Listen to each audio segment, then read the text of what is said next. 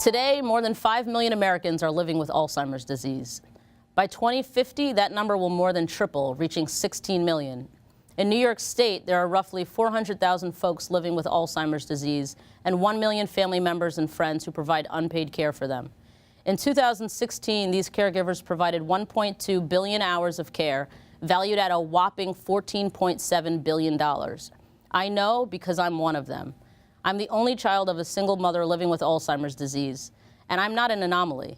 2/3 of all caregivers are women, and 2/3 of those living with Alzheimer's disease and other forms of dementia are also women.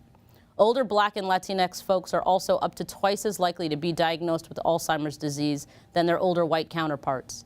But it's a disease that most certainly impacts all of us. In 2017, taxpayers spent $259 billion caring for people with Alzheimer's disease.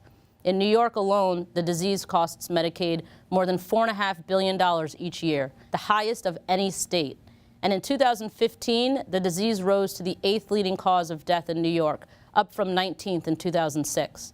Despite these statistics, however, the advocacy group Us Against Alzheimer's believes that we can end the disease as we know it with a, quote, political strategy that ensures elected officials and lawmakers make fighting Alzheimer's and finding its cure a national priority, end quote.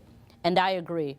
Here are just a few ways that folks like you and I can begin to address the burden that Alzheimer's disease and dementia will continue to have on our health, our seniors, caregivers, and the U.S. economy.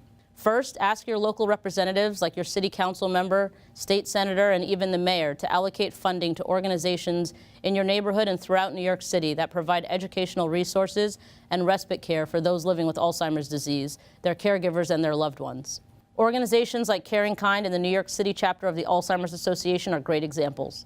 Second, demand that your elected officials introduce and pass legislation that will improve the quality of life for seniors, including greater access to assisted living facilities for those with Alzheimer's disease, as well as access to affordable housing for all seniors. In the year 2000, just 15% of the city's population was age 60 plus, and by 2040, more than 1 in every 5 New Yorkers will be over 60. Now is the time to ensure enhanced and expanded resources are made available to the city's aging population.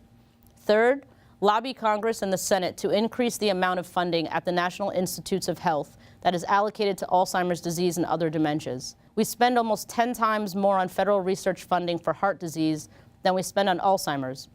And that's despite the fact that between the years 2000 and 2013, deaths resulting from heart disease decreased by 14%, while deaths from Alzheimer's increased 71%. And last, but certainly not least, request that lawmakers revise labor protection laws to include paid caregivers like home health aides so that those who work in private homes receive livable wages, paid time off, and other basic benefits that are made available to the rest of the American workforce. With most of these workers being low-income immigrants and women of color, we must act now to grant them equal protection under the law. I'm hopeful that with your help and with action from our elected officials, we can set the national stage and put New York on a path to dismantling the ravaging effects that Alzheimer's disease has on folks like me and my mother. Because if we can't make it here, then we can't make it anywhere.